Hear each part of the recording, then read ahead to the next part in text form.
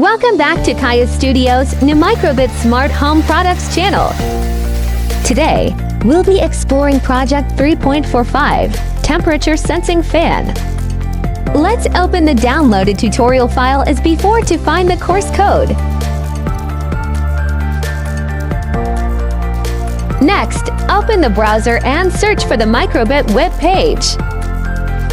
Click to go to the official website and find MakeCode Editor and click to enter it. Drag the code into MakeCode to view and analyze it.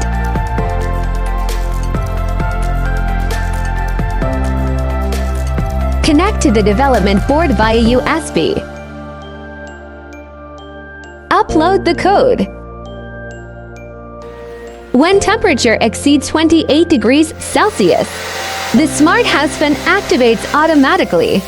The LCD screen shows real-time temperature and fan status. Interesting, you can adjust the temperature threshold using the code block. Follow us for more fun coding adventures like this.